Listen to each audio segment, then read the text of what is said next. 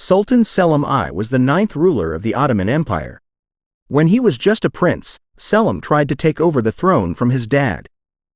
He had two brothers, Korkut and Ahmed, who were also in line for the throne. Sultan Bayezid started to favor Ahmed, which made Selim worry because there was a law in the Ottoman Empire that said if Ahmed became sultan, Selim would be in danger. So Selim decided to rebel. But his rebellion failed and he had to run away to the Crimea. There, he met Ayshi Hafsa, the daughter of the Crimean Khan. She was so beautiful that Selim fell for her. They got married, but he couldn't go back to Istanbul because his dad might have him killed. So Selim stayed in the Crimea and waited until his father died. His dad was scared that his other kid, Ahmed, might try to kill him too, so he banned Selim from going to Istanbul.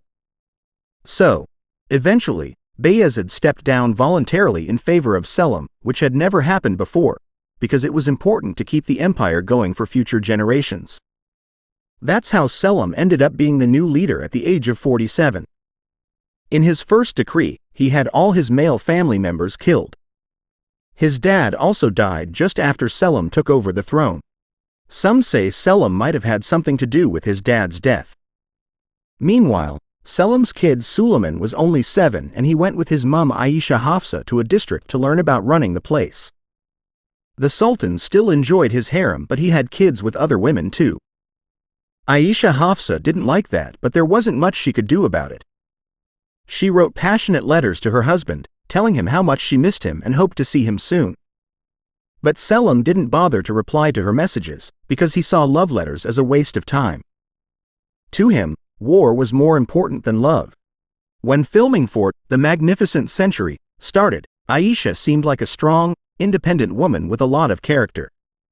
Why was that? Although Suleiman's mom later gained power, her life wasn't easy at first. As a doting wife, she loved her husband. But then, when he became sultan, all his time was taken up with wars and battles against the empire's enemies, leaving no time for family. In addition to Suleiman, Selim also had other sons with other women. But just 2 years after he became sultan, the sultan ordered their deaths on charges of treason. Suleiman was the only one who wasn't involved in the plot, since his district was far from Istanbul. Another son, who was from an unknown concubine, also wasn't part of it, so Suleiman inherited the throne.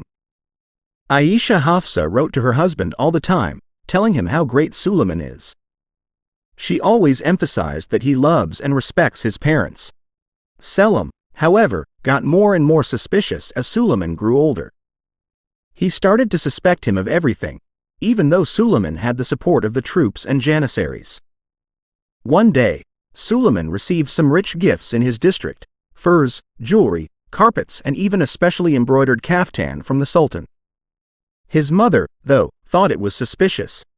The Sultan had already gotten rid of his other sons, after all.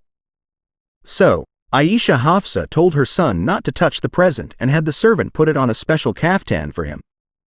She was right, because the clothes were poisoned and the servant died. After that, Hafsa realized Selim was evil and heartless and didn't deserve her love. All her affection now went to Suleiman alone. When Selim passed away at 54 years old, Ayesha sighed in relief. None of her loved ones would be in danger anymore. Suleiman didn't have any rivals for the throne, so he became the 10th Sultan of the Ottoman Empire, and his mom was called Valide Sultan, which gave her a lot of power. During his early reign, Ayesha supported Sulei's decisions with everything she had, giving him great advice.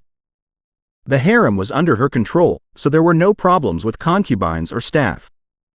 Valide picked the new members herself, so everything was peaceful and calm in the palace. Suleiman totally depended on his mom for everything because he had no other trusted ally. But Ayesha Hafsa's life was tough. After getting married for love, she never found marital happiness. Like most young women, she wanted mutual feelings and respect from her husband. Selim himself suggested making her his first wife, but things didn't work out. Selim didn't have strong feelings for her. All he cared about were victories and new conquests, so his personal life took a backseat. Only Ayesha's intelligence, insight, and ability to adapt helped her survive and save her son's life. But that made her personality harden. She became a cold, bossy, cynical woman from then on.